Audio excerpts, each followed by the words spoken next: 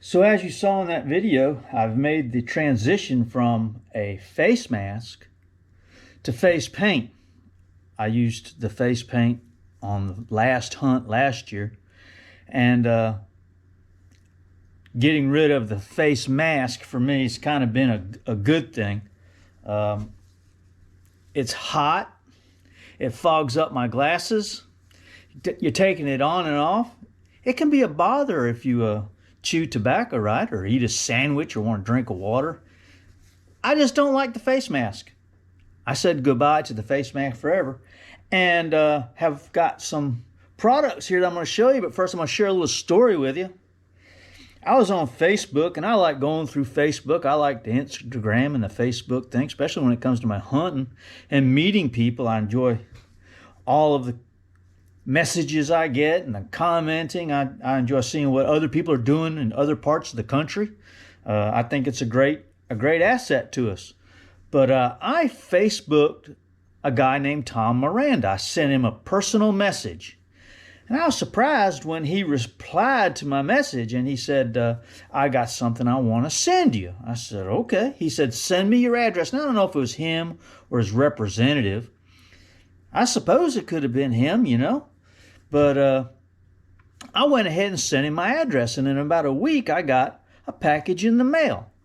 And in that package was a picture of Tom Miranda with some critter he has shot with his bow in Africa. And it was in a little frame, metal frame. I don't know what I did with that picture. I thought it was hanging up in the garage. I think it's fallen behind the freezer or something. I don't know where it is. I was going to show it to you. But he signed it, and I'm sorry, Tom, I lost your picture. But that meant a lot to me. But here's the thing. I got his address. I've got his mailing address. So what did I do in response to him sending me a picture? All I did was message him and told him, I really appreciated what he, inspired me to be a better bow hunter, to go a little further and to hunt a little harder and to expect less and to get more out of my adventures. And that means a lot, right? So I just told him thanks. And again, he sent me that picture, so I had his address.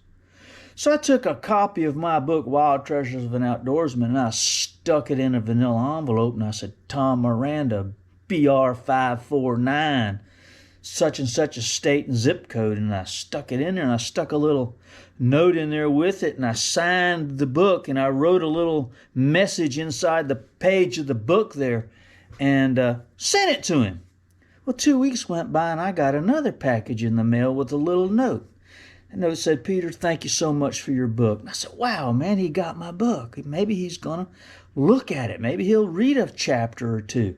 That's awesome. If Tom Miranda is reading Peter Updike's book, Wild Treasures of an Outdoorsman, well, nothing is impossible, right? He sent me a package, and in that package was this face paint. And I noticed Tom Miranda hunts with face paint. He's pretty cool. Why can't I hunt with face paint? So I took serious. Here we go. It already came apart.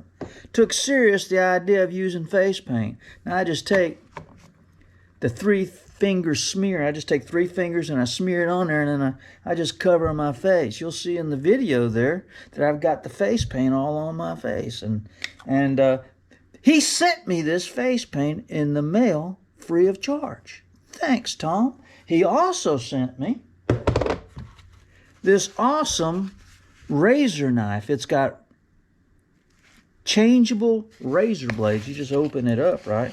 And it's a nice heavy knife. It's not real light. It's substantial. And it's got Tom Miranda Adventure Bow Hunter. Tom Miranda's Adventure Bow Hunter on there. Thanks, Tom. That's awesome. And he also sent me this awesome hat. And it's signed Tom Miranda.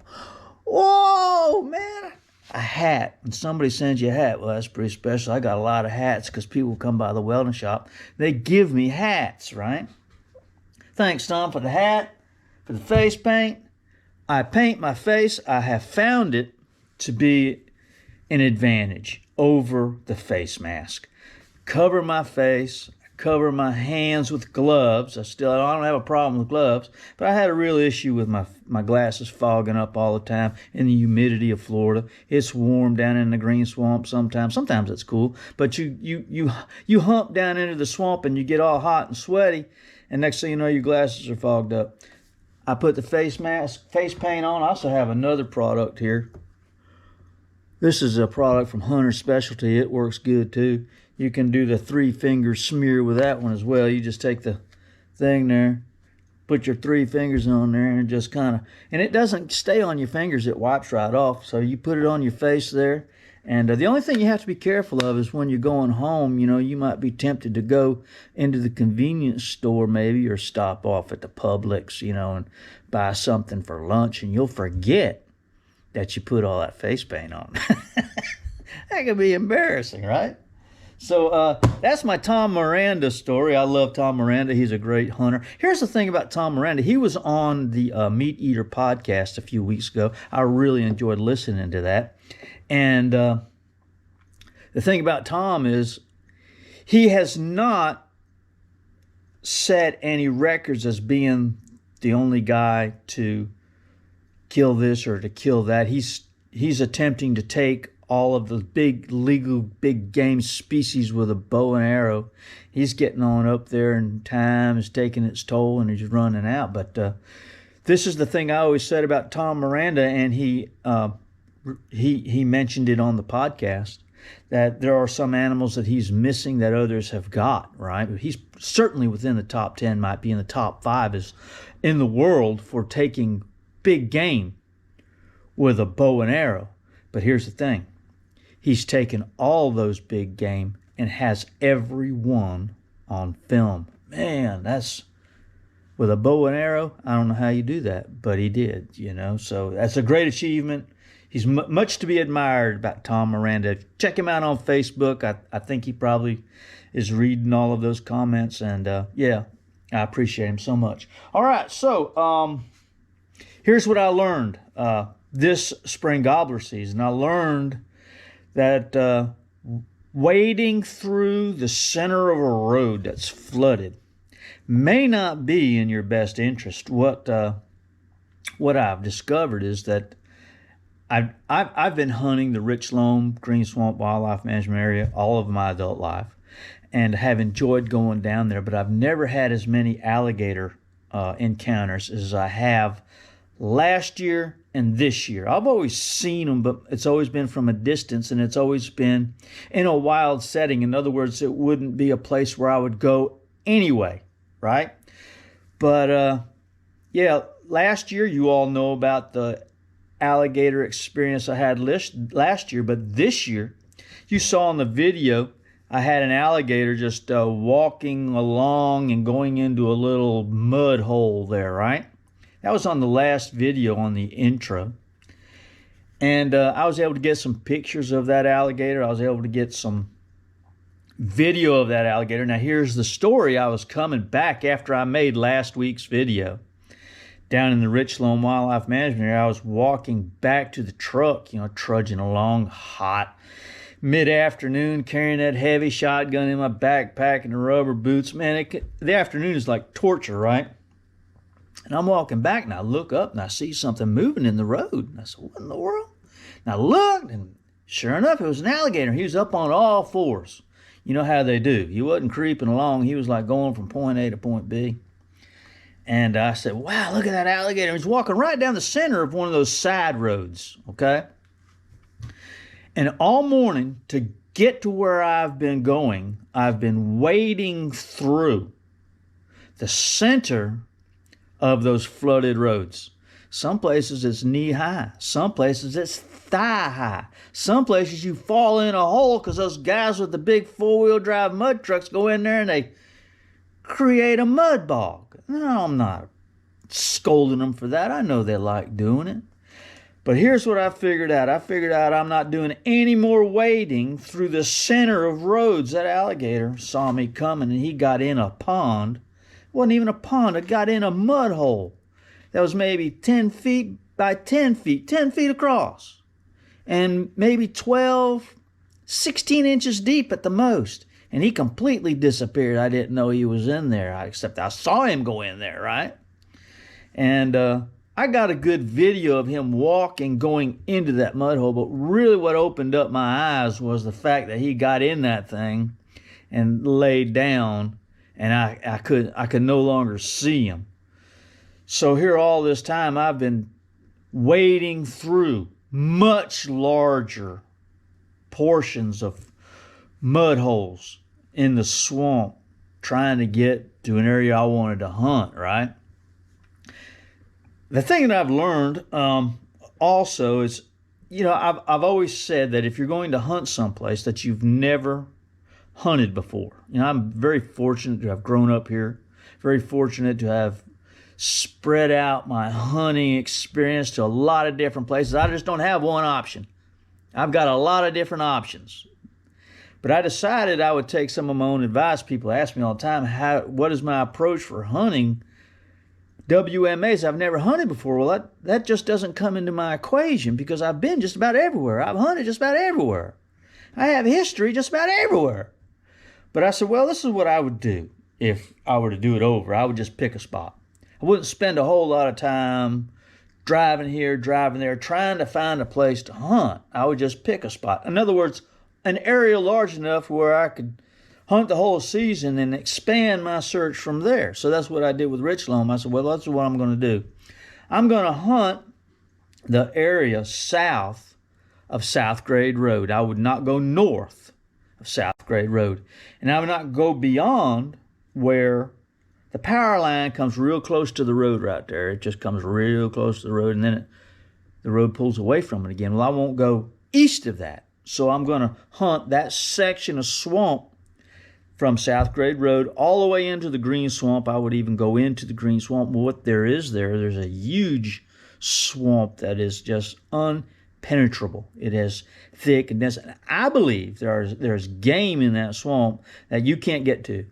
But you can hunt the edge of it. You can hunt along, and when game makes its way out of that thing, maybe it'd be a good setup, right? So that's what I did. And I did it 5 hunts. I did 5 early morning hunts from sunrise till after 12 o'clock.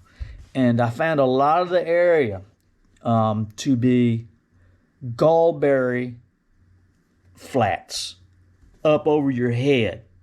I would walk through trails that led south to that swamp, but they're long, arduous walks through gallberry and longleaf pine that was not suitable habitat. If I heard a bird gobble, I would not have been able to set up in a decent spot. If for a bird to come to you, he'd have to come down the very road I was walking there. He could run into any kind of obstacle. He could run into another hunter, somebody parked there, all of those.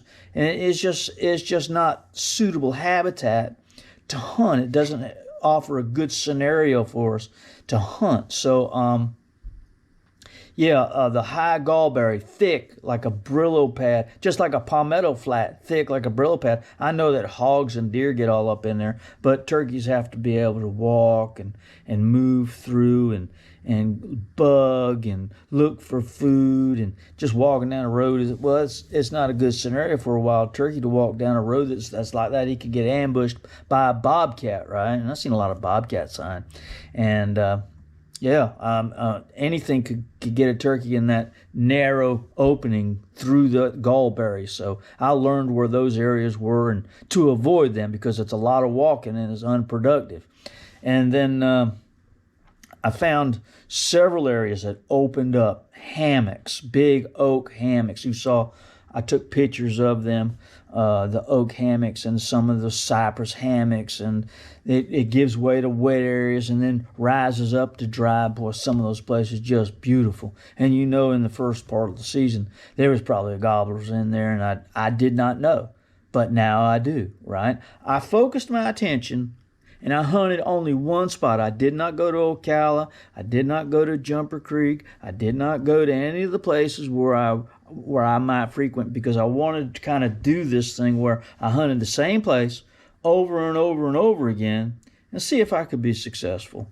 And it didn't work out this time, and that's okay. It's all an experience. I love the place. I love being there, and yeah, it's a lot of fun. So that's kind of what I learned. So what I'm going to do next year, I'm going to make my plans for spring gobbler season next year, and I'm going to